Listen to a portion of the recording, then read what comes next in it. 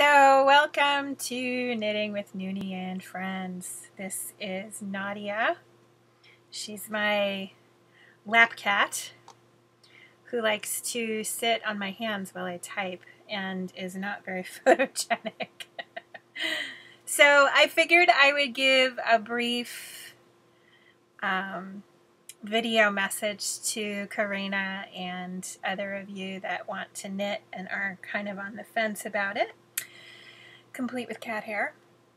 And I wanted to show you just how easy it is. And this isn't really a class because I figure you won't watch for that long. But it really isn't difficult at all to knit, and I am probably one of the least patient people you will ever meet. And I'm frequently over-caffeinated, hence the Starbucks cup on my desk. And no, I don't buy Starbucks very often because it's too expensive. My best friend and co-author bought me a coffee maker when I moved into the new place here, the big, giant, enormous place where I have my own office. I'm so excited. Technically, it's not my office, it's our office. I have to share it with my husband, but this little cockpit area is all mine. And she said that I could make myself coffee, but that I was limited to a half a pot a day, and that if she caught me drinking a whole pot a day, she would take the maker away. So I have decided that 8 cups is half-ish. So by volume, it is half of the carafe, even though the carafe is only 12 cups. Anyway, so moving on to knitting. Rachel, if you're watching this, I was kidding, and it is only half. I wanted to show you the chocolate mint Mitt that I'm making, which is surprisingly hard to say out loud, but I wrote it, so it's actually easier. Yes, Nadia, I'm still paying attention to you. I don't know if you can see her hair on my lap. She's not very helpful. So the cool thing about this is that it's formed the way a sock is if you're making the sock from the cuff down to the toe. And I've already decreased on it. No, Nadia, do not eat that. The one thing I will say is that knitting with cats is problematic because they like yarn. But this is really easy. Once you get used to knitting, and granted this is not a basic project. You would start with something flat like, say, a scarf or something. But once you get used to doing the knitting in the round, which is super easy to do despite how complicated it looks, then it's just knitting, right? And you're always on the right side of the fabric. This is the wrong side here. And so you never even need to worry about knitting down and purling back for stockinette stitch, for example. So this pattern is really cool. If you are a beginner knitter and haven't done much, I highly recommend that you check out Barbara Walker's stitch guides. There are 4 of them, and they're kind of expensive. They're like 30 bucks each. You can get them at the library, but I would recommend them for your own library once you can build up to that, assuming that you're serious about your knitting.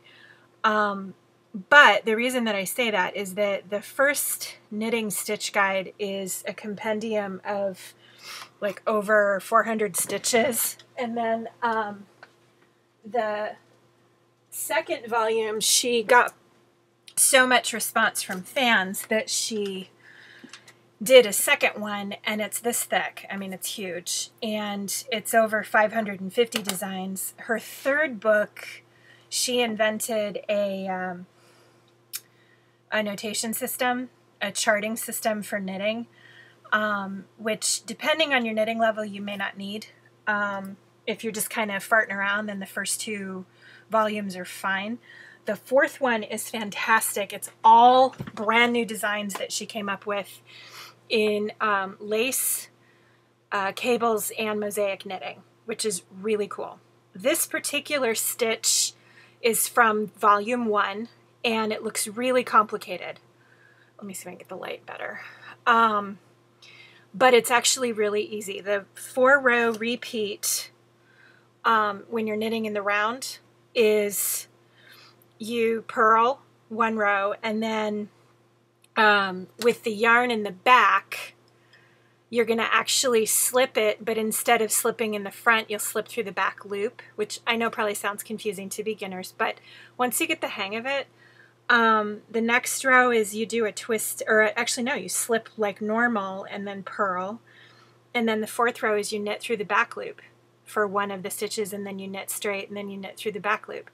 So if you haven't ever played with twisted stitches, that's what creates this kind of chain that comes up over the brown stitches and makes it look like it's sort of twisting around them, because it is in fact twisted. But the stitch is super easy. So if you can do stockinette knitting, if you've made a scarf or two, you could easily do this in a scarf. The back is actually not unpleasant at all. Sometimes textural stitches, the back is really the back, so it's better for projects that have like a marked inside. And granted, this is, you know, it looks like the back of something, but you could easily do it as a scarf. I've got a wrap here that I did that's lace, that this is the back of it. And now that's the front, sorry. This is the back. And the front is really pretty lace stitch. This one is from the volume 2 that I just showed you, the red one. The blue one is the volume 1. This stitch is easy too. I think it's, if I remember right, it's either, I think it's a 4-row repeat. So they're not difficult to do at all, I promise, and you don't need to be patient. The thing I do is I tend to do something else while I'm knitting so that I'm not just sitting there knitting. But it's great if you're in a group of people and you get antsy, because it keeps your hands busy and it keeps your monkey mind busy so that you can actually focus on the conversation. Studies have shown that when you're knitting or doing something else repetitive like that, your focus actually improves. So there's some real serious benefits to that. So just thought I would share. So anyway, I hope your Saturday is going well. I'm covered in cat fur and knitting. And there's a great book that I just thought of actually saying the covered in cat hair part, that if you haven't checked it out, I'll put a link on it when I post this video. And it's called, I'll have to look up the exact title, but it's Divorced, Drunk, and Covered in Cat Hair. And it's a knitting memoir by this lady that is extremely funny. So if you're into knit lit and you don't necessarily want to actually knit, there's some great short story books. There's even a third one now in the Knit Lit series that I haven't gotten yet. But this Knit Lit one is fabulous. And if you've heard me talk before about knitting, you probably have heard me talk about Never Knit Dog. This is the book that came from. And then there's also a really good book called Zen and the Art of Knitting, exploring the link between knitting, spirituality, and creativity. And those of you that have been following me for a while can imagine that I wish I wrote this book. This is awesome. So those are a couple of textile options for you if you don't want to dive into the deep end with the yarn. But, I mean, look at this. Why wouldn't you want to play with the yarn? Why?